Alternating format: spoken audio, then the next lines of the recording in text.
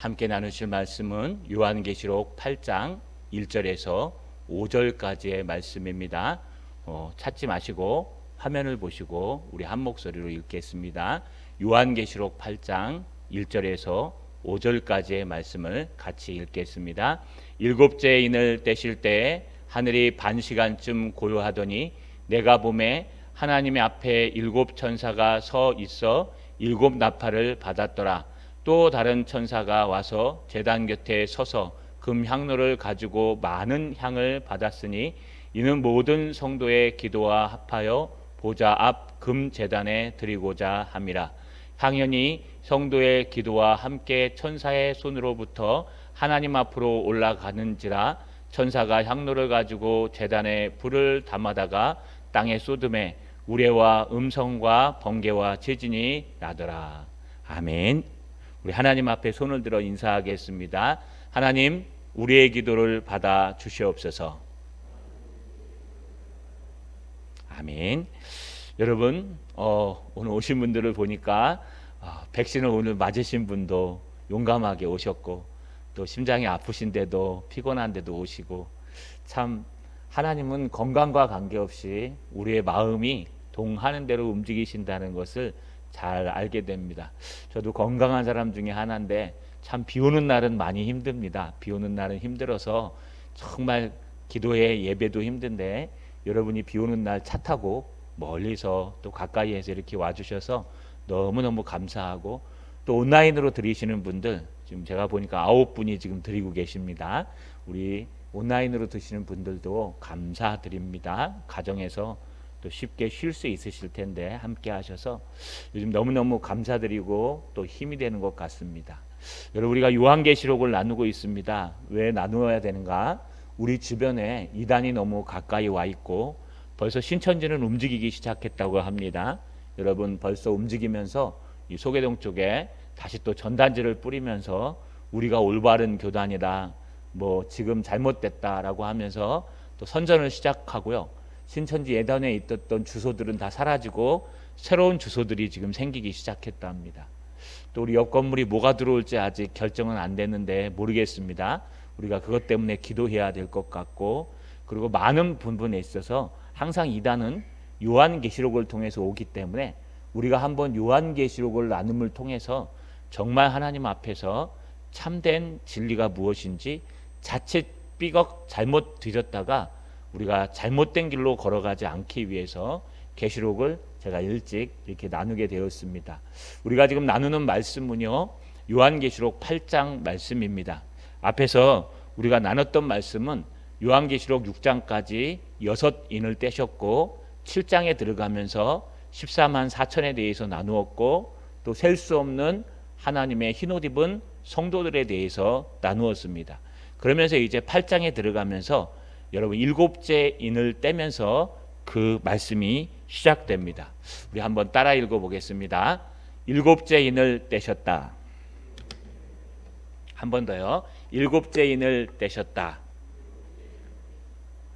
여러분 기억하시죠? 하나님의 나라가 쫙 펼쳐져 있는데요, 이거는 가짜가 아닙니다. 우리가 죽음을 간 천국, 하나님의 임재전에 있은 우리가 오늘이라도 예수 그리스도를 믿고 또 죽음을 당하는 사람들이 가야 될 그 천국은요, 여러분 어떻게 생겼냐? 큰 가운데 보좌가 있고 그 보좌에 여러분 영광스러운 긴 옷을 입은 하나님께서 무지개와 함께 앉아 계시고, 그 앉으신 하나님 주변에 24장로들, 여러분 교회의 대표들이요 사도들이라고 말했듯이 그분들이 쫙 앉아 있습니다. 그리고 앞에는요 유리바다가 쫙 펼쳐져 있고요, 그 24장로와 하나님 사이에 왔다 갔다 하는 네 천사가 있었는데, 사사소독이라 그랬죠. 사람, 또 소, 독수리, 그 다음에 또 하나 뭐 있을까? 사자였습니까? 그렇게 네 짐승이라고 표현했는데 네 생물이라고 표현합니다. 이 생물들이, 천사들이 그 주변을 날아다니면서 찬양을 합니다. 그리고 그 하나님의 보좌 앞에 앉아있는 하나님께서요, 손에 앞뒤가 빽빽한 두루마리를 들고 있는데 거기에 7개의 봉인이 찍혀 있었습니다. 이렇게 인장이 찍혀 있는데 그 봉인을 뜯을 사람이 어디 있는가라고 요한이 울 때 바로 죽임당하신 어린 양 예수께서 나타나셔서 그 봉인을 하나하나씩 떼셨습니다. 그래서 6장까지 6째 봉인을 떼시고 7장에 잠깐 14만 4천과 셀 수 없는 사람들의 얘기를 하다가 이제 8장에 와서 그 마지막 봉인인 7번째 봉인을 떼실 때 어떤 일이 일어나는가에 대해서 설명하고 있는 겁니다. 드디어 마지막 봉인인 7째 인을 떼실 때 1절에 B번 보니까 하나님이 반시간쯤 고요하더니, 이 반시간쯤이 여러분 신천지의 문제가 됐죠.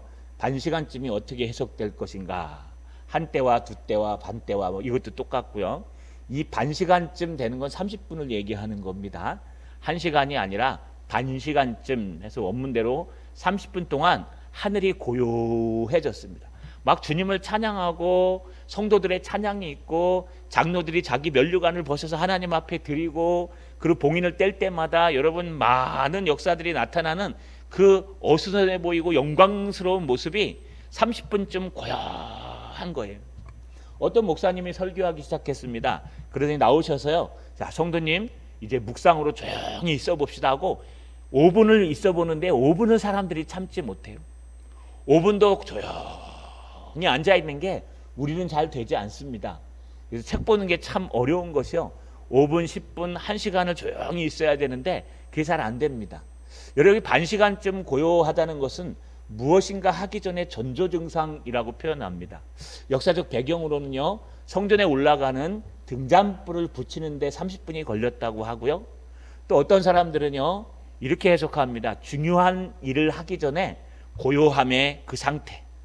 다시 말해서 여러분, 중요한 전화를 받아야 되는데 막 전화를 받고 있는데 옆에서 애들이 떠들든지 막 TV 소리가 크면 야 조용히 좀 해, TV 좀 줄여, 그러지 않습니까?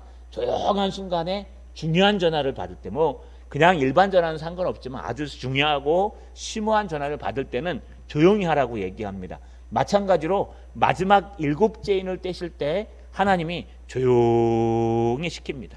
막 끌어올랐던 영광스러움이 갑자기 조용해지면서요 이제 집중하기 시작합니다. 2절에 보니까 내가 보매, 요한이 보니까요 하나님 앞에 7 천사가 서 있어. 하나님 앞에 7 천사가 서 있습니다. 그런데 그들의 손에 7 나팔이 받았더라. 7 나팔을 받았더라. 여러분, 이 받았다는 것은 이 천사가 하나님으로부터 수여받았다는 거예요. 이거를 신적 수송태라 그래요. 우리 교장 선생님이 학생들에게 상을 주듯이 하나님께서 그 사명을 7 천사에게 나팔을 주면서 이 나팔을 너희가 때가 되면 불어라 라고 얘기하면 이제 나팔을 하나 둘씩 부는 걸 우리 새벽 기도에 나누고 있습니다. 이렇게 나팔은 경고와 심판과 전쟁과 많은 것들을 나타내고, 여기서의 나팔은요 경고성 나팔, 심판성 나팔입니다. 하나님께서 드디어 7째 인을 떼실 때 마지막 결단을 내리시고 이제 거기에 7 나팔의 심판을 하시기 전에 7 천사를 세우셔서 그들에게 각각 나팔을 주시면서 이제 불기 준비를 시키셨다는 거예요. 이것이 7번째 인을 떼실 때 시작하는 일입니다. 이건 지금 일어나는 일이 아니라 앞으로 우리에게 일어난 일들을 우리가 잘 보여주고 있습니다. 그렇다면 나팔을 뗄 때 여러분 그 전에 무슨 일이 있을까요? 따라 읽겠습니다. 우리의 기도는 금향로에 담겨 올려진다. 한 번 더요. 우리의 기도는 금향로에 담겨 올려진다. 3절에 보니까 또 다른 천사가 와서, 그 7 천사 말고요, 또 다른 천사가 왔는데, 여러분 3번 B번 보면 제단 곁에 서서 금향로를 가지고 있습니다. 금으로 만든 향로를 가지고 있어요. 제단 안에 들고 들어가는. 그런데 거기에 보니까 많은 향을 받았어요. 많은 향을 꽂는 걸 아시죠? 그 향을 받은 겁니다. 그런데 이는 모든 성도의 기도와 합하여 보좌 앞에 제단에 드리고자 함이라. 지금 잘 보시면요, 우리 그동안 어떻게 배웠냐? 이 금향로에 담긴 향기, 이 금향로에 담긴 여러분 향의 향기는 성도의 기도라고 배웠습니다. 그렇게 해석하셔도 틀리지 않습니다. 그런데 요한계시록은 그걸 더 정확하게 얘기하는데, 성도의 기도가 따로 있고 금향로에 담긴 많은 향이 따로 있다. 그래서 이게 값쳐서 하나님 앞에 올라간다라고 표현하고 있는 것을 우리가 잘 볼 수 있습니다. 여러분, 이 금향로에 담긴 걸 뭐라고 그럴까요? 시편 141편에 보면 나의 기도가 주의 앞에 분향함과 같이 되며 나의 손드는 것이 저녁 제사같이 되게 하소서. 그러니까 나의 기도가 주님 앞에 향으로 담겨 올라가는 금향로와 같이 되게 해달라. 그래서 어찌됐든 중요한 것은요, 하나님께 천사들이 금향로를 가지고 하나님의 제단 앞에 올라가는데 거기에 많은 향이 꽂혀 있고 또 성도들의 기도도 함께 담아서 그 금향로를 가지고 하나님의 제단에 올라간다는 거예요. 여러분, 우리가 기도하는 것이 금향로와 함께 하나님 앞에 올라갑니다. 그럼 여기 많은 향은 누구를 얘기하는 걸까요? 많은 신학자들이요, 예수님의 중보 기도를 얘기한다고 말합니다. 교회를 향한 중보 기도. 지금 예수님은 부활 승천하셔서 하나님 우편에서 우리 성도 한 사람 한 사람을 놓고 기도하고 계십니다. 여러분, 제가 새벽마다 이틀에 한 번씩 전교인을 다 기도합니다. 여러분의 그 기도를 하는데 월요일 날 쉬죠 제가. 화요일 날은요, 여러분 구암 1목장, 구암 2목장, 구암 3목장, 회원 1목장, 회원 2목장까지 기도합니다. 그 다음에 수요일 날 새벽은요, 회원 3목장, 소개 1목장, 소개 2목장, 의창목장 기도해요. 그런데 기도할 때 여러분 가족까지 다 불러가면서 기도합니다. 머릿속에 가족이 싹 생각나는 대로 다 기도합니다. 예, 장가가게 해주십시오. 좋은 사람 만나게 해주십시오. 여러분 막 애들 세입시면 뭐 안전을 지켜주시고 미래를 열어주시고 또 뭐 좋은 대학 주시고 뭐 이렇게 기도합니다. 그런데요, 이 이틀에 한 번 기도하는 것도 되게 힘들어요. 막 기도 한참 하고 나면요, 이번 주는 우리 부목사님이 칼세미나 중이라 못 나오시니까 아무도 없어요, 뒤에 보면은. 그런데 여러분, 이 그냥 몇 명 안 되는 그 4개 목장 기도하는데도 여러분 한 1시간 정도 걸리는 것 같아요. 조금 덜. 부족하면 집에 가서 자기 전에 또 하고. 그런데 하나님은요, 우리 한 사람 한 사람을 다 기도하시고 이 하나님의 교회를 다 기도하시고 또 여러분 우리의 미래도 다 기도하고 계세요. 하나님은 뭐 번개처럼 기도하실까요? 김유선 뽕뽕뽕뽕 하면서 갈까요? 아니요, 일일이 다 기도하세요. 졸지도 주무시지도 아니하시는 예수님께서 여러분 가정과 여러분 한 사람을 위해서 기도하기도 한참 힘들거든요.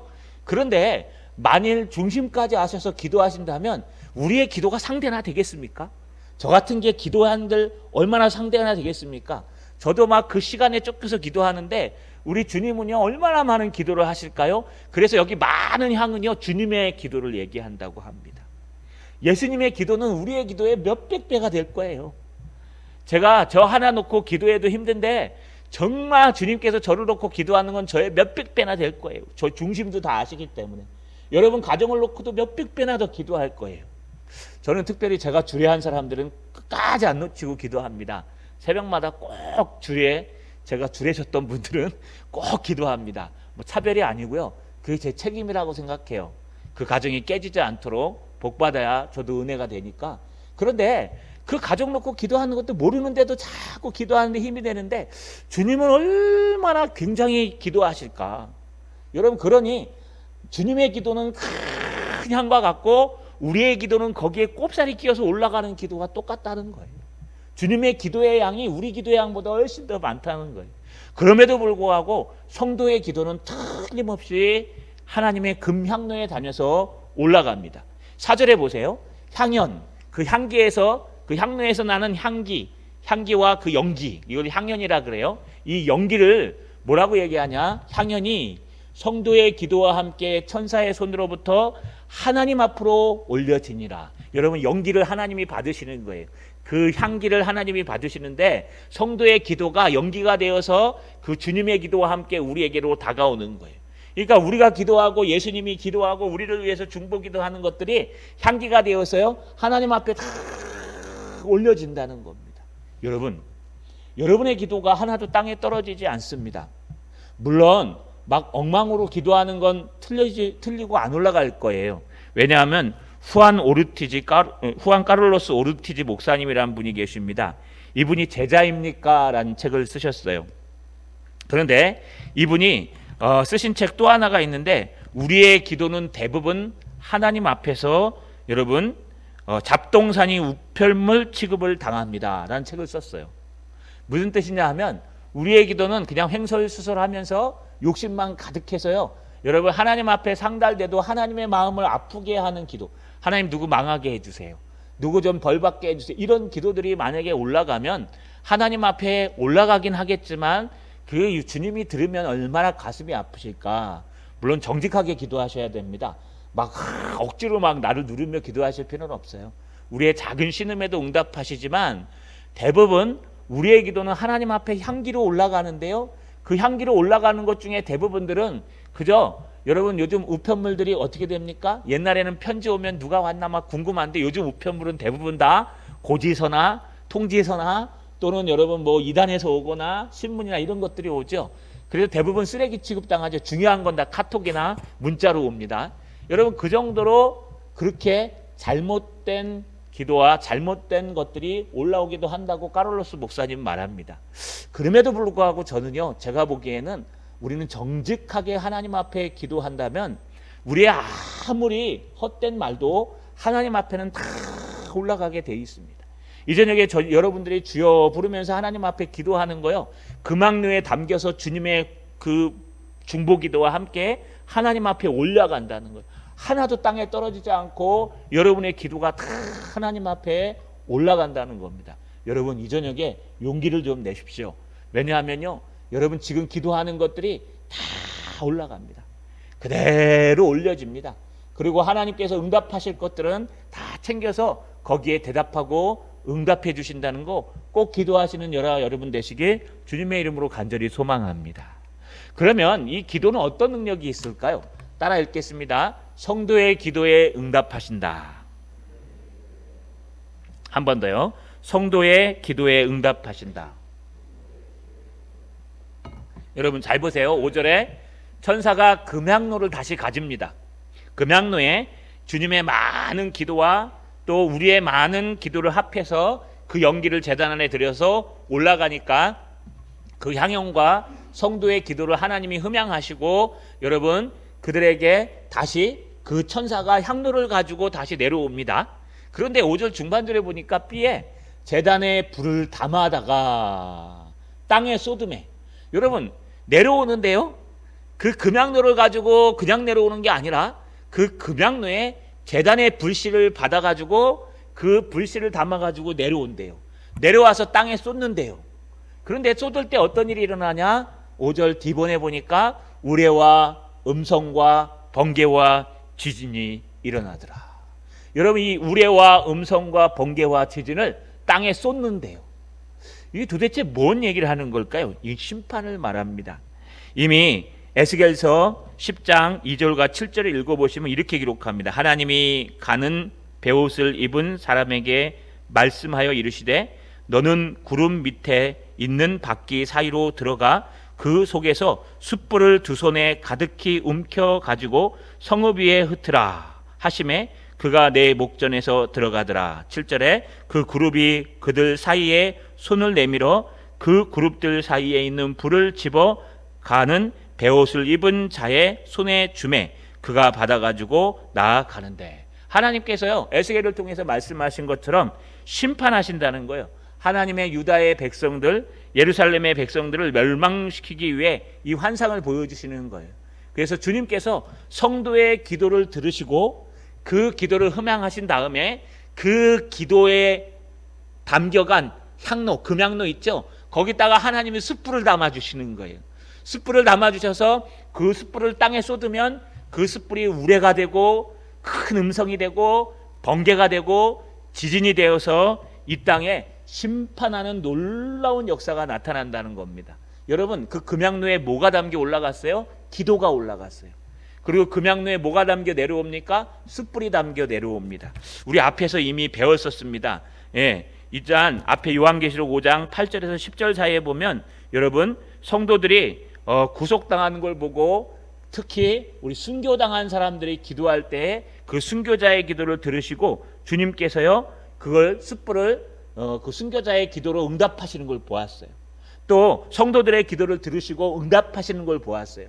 그 응답이 심판의 응답이었습니다. 마찬가지로 우리가 기도할 때 그 향로에 그 기도를 다 담아가지고 그걸 들고서 올라가면 하나님이 일일이 다 들으시고요. 임금이 마치 상소문을 딱 펴가지고요. 뭐 누가 지금 평양도 땅에 누가 어쩌고 저쩌고 하니까 이를 해결해 주십시오. 그러면 탁 덮어가지고요. 야, 이거 해결해야 되는데 어떻게 하면 좋겠느냐라고 물어보면 천사 중에 한 사람이 누가 뭐라고 얘기하면은요, 여러분 지금 그렇게 처리하자 하고 딱 하는데 우리 하나님은 다 아시기 때문에 물어볼 필요도 없습니다. 그래서 우리가 기도하는 모든 것들에 대해서 하나님께서 다 들으시고 그거에 대한 응답으로 이 땅을 심판하신다는 거예요. 여러분, 우리의 기도로 우리 인생을 바꿀 수 있습니다. 저는 확언하건대 우리는 운명론을 믿지 않고 신명론을 믿는다고 늘 말씀드렸습니다. 운명론은 뭐예요? 우리가 태어날 때부터 뭐가 될지, 어떻게 살지 다 정해져 있다는 거예요. 누구랑 결혼할지, 그리고 나중에 어떻게 죽을지까지 다 정해져 있다는 거예요. 그렇지 않아요. 성경에 보시면요, 너희가 오늘을 어떻게 사냐에 따라서 내일을 하나님께서 결정하신다는 거예요. 너희가 오늘을 하나님의 은혜로, 하나님의 역사로, 기도로 살아가면은 하나님께서 너희의 내일을 책임지신다는 거예요. 그래서 하욤이라고 표현해요. 하욤은 하루를 얘기합니다. 24시간. 그래서 하나님께서 너희의 기도를 들으시고 너희의 생명을 하루 더 연장시킬 수도 있고, 너희의 기도를 들으시고 너희의 생명을 하루 더 땡길 수도 있다는 거예요. 너희가 하나님의 말씀대로 살아가면 너희에게 하나님께서 우레와 음성과 번개와 지진을 통해서 너희의 인생, 너희 자녀들의 인생을 열어주실 수도 있고, 또 하나님께서 그 인생을 닫아버릴 수도 있다는 거예요. 우리의 사명도 똑같습니다.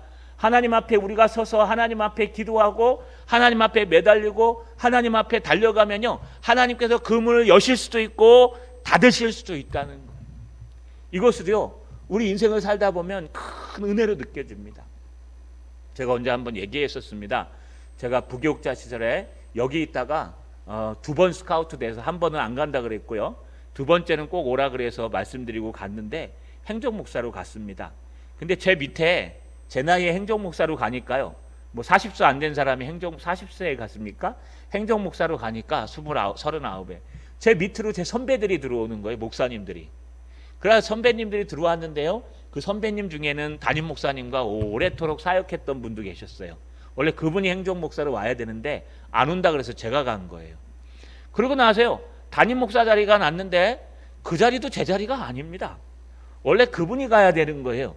근데 그분이 사역을 하시는데 사역에는 관심이 없고 이 수영에 관심이 많으셨어요. 그래서 온 사역자, 저도 따라가서 수영 배웠을 테니까요. 여러분, 건강과 수영에 관심이 많으셔서 지금 목회 그만두고 대구에서 하이프라틱 하고 계십니다. 목회보다 이게 재밌다고. 물론 그러려고 그러신 것 같은데, 그분이 저보다 선배고 저보다 앞섰고 저보다 한참 선배에다가 또 목회도 저보다 오래 하셨고, 그래서 당연히 그분이 추천받아야 될 자리인데요, 그분이 안 가시니까 제가 대신 추천받아서 제가 담임을 나갔습니다. 40세에 담임 목사가 됐어요. 위임 목사. 여러분, 제 자리가 아닌데 그저 하나님 앞에 성실하게 하고 하나님 앞에 최선을 다하고 또 하나님이 주신 그 사명을 잘 감당하고, 여러분 담임 목사님 잘 섬기고 따라가다 보니까 추천서 써주셔서 가게 됐습니다. 이게 무슨 뜻이냐? 제 자랑하는 게 아닙니다. 이것도 어쩌면 제가 못 올 수도 있었을 거예요. 저보다 더 좋은 분들이 준비되어 있을 수 있을 거예요. 그러나 그분들이 안 온다고 해서 아마 제가 왔을 수도 있습니다. 어떻게 되는지 몰라요. 지금도 수없는 자리와 수없는 곳에 하나님은 부르시고 계시고 하나님은 사람이 필요하시고 하나님은 인도하 가시는데 우리들이 안 해요. 우리들이 안 가요. 우리들이 절대로 우리의 뜻대로 아니면 하나님 앞에 안 한다고 버텨요. 그러면 어떻게 됩니까? 하나님은 다른 길을 선택하시는 거예요. 그래서 중요한 것은요, 우리가 기도하면서 우리 스스로의 모든 것들을 하나님 앞에 맡기는 것도 중요하고, 또 우리가 기도하면서 우리의 기도가 응답되는 것도 중요하고, 하나님의 뜻이면 아멘 하고 달려가는 것도 중요합니다. 그러면 하나님이 역사하십니다. 왜냐? 하나님은 우리의 기도를 다 듣고 계십니다. 여러분의 기도는 종이장처럼 떨어지지 않아요. 다 듣고 계시고 다 알고 계십니다. 여러분들이 찬양할 때, 기도 드릴 때, 말씀을 읽을 때, 하나님 앞에 예배할 때 하나님 일일이 다 체크하시고 기록하시고 분명히 하나님이 그에 대한 응답하신다는 거 꼭 기억하시고, 이 저녁에도 찬양할 때 전심을 다해 찬양하며 또 기도할 때 하나님 앞에 나의 마음을 숨김없이 기도해서요, 여러분들의 기도가 금양로에 닿으면서 하나님 앞에 올라가며 하나님께서 그 응답으로 하늘에서 우레와 번개와 음성과 지진을 내리시는 그런 귀한 기도 되시기를 주님의 이름으로 간절히 소망합니다.